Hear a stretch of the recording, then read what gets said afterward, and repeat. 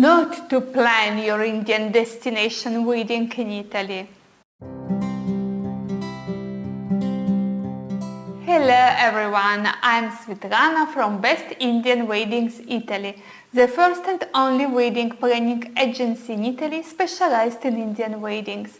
Every day I help Indian brides and grooms-to-be realize their authentic Indian celebrations in the most beautiful country in the world.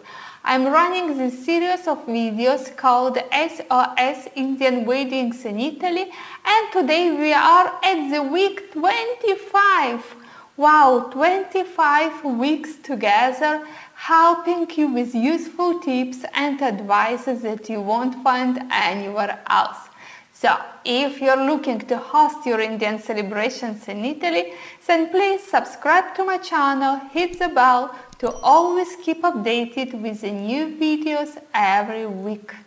I've decided to celebrate this 25th week with a very useful video about how not to plan your Indian destination wedding in Italy.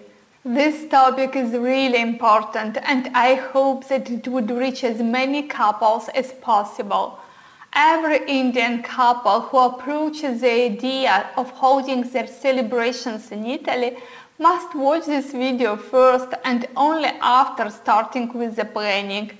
I'm not presumptuous and I'm not that kind of person who declares knowing everything. Actually, it's the opposite with me, and my motto is to never stop learning. This video is a product of my experience with many Indian brides and grooms-to-be who contact me and share their ideas. And many times I see that they approach the planning from the wrong side. And since my mission as Indian wedding specialist in Italy is helping all Indian couples with planning their wedding in Italy, I've prepared the list of not to do things so that you don't waste your time and go directly down the right path. The very first point of this list, the one that I see the most when speaking with couples, is starting from Instagram. Instagram is now the main source of inspiration for a lot of people, and especially for brides and grooms-to-be, because it allows you to see pictures and videos of gorgeous weddings, of amazing venues, of stunning outfits, and of incredible setups. It's a place where dreams are born and then grow and grow and grow and swell up. It's true that with a simple hashtag research, you can now have a lot of examples in one place, and that's truly time effective. Also, a lot of wedding venues and suppliers now have their Instagram accounts and can publish their work, and you can get inspired by them. Also, if you don't have any idea of how you want your wedding to be, you can take a look at different options on Instagram and maybe save those that you like the most, that make you dream. And yes, you start dreaming on, you start picturing yourself in the same fantastic place, with the same grand setup. What a wedding that you're going to have. What an unfortunate situation when such dreams are broken. In some cases, this bad task is mine to handle when I meet couples at our first informative call that we offer totally for free. And you too can book it if you need. There is a link in the description. And when I tell them where to start from with the planning. And I never start from Instagram, but rather from the budget. I have already told in one of the previous videos about the reasons for that and what must be done before starting the planning. Make sure you don't miss it. But please don't go to a planner with the list of venues you have seen on Instagram or with pictures of setups you want for your wedding. Tell them your needs first, the number of your guests, the events you would like to hold in Italy, and your budget, of course. Only based on that, a specialized planner could suggest you the most suitable venues and the kind of setup achievable within your budget. And if the Instagram pictures match with all of the above, even better. But if not, you won't feel your dreams are broken and you will never have the wedding of your dreams.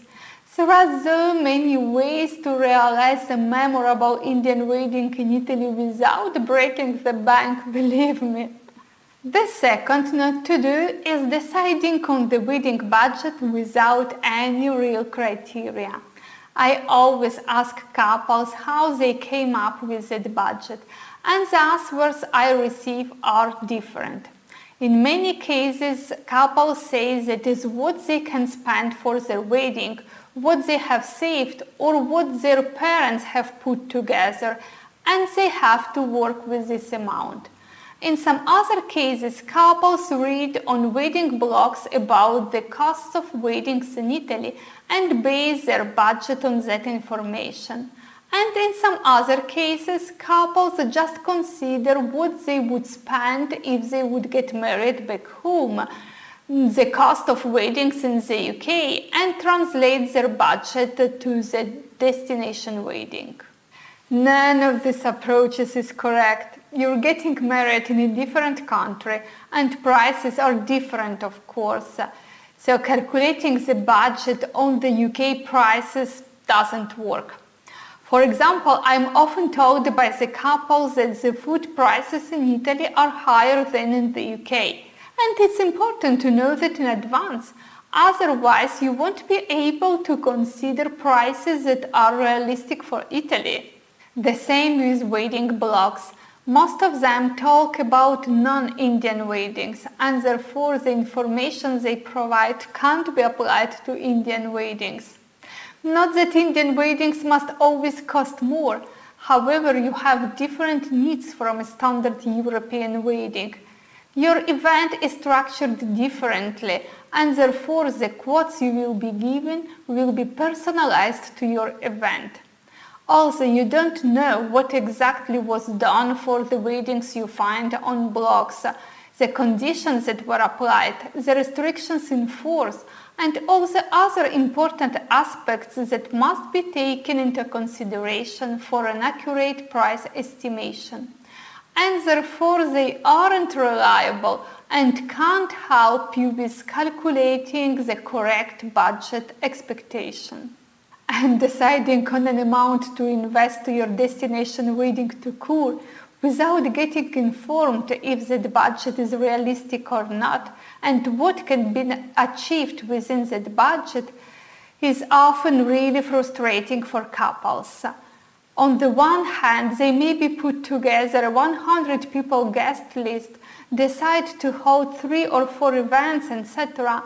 And on the other hand, their budget would only cover the food cost, while everything else, such as the venue, all the suppliers they would need for a proper wedding and the decor don't fit in the budget, and they would need twice their budget or more to cover all the costs involved.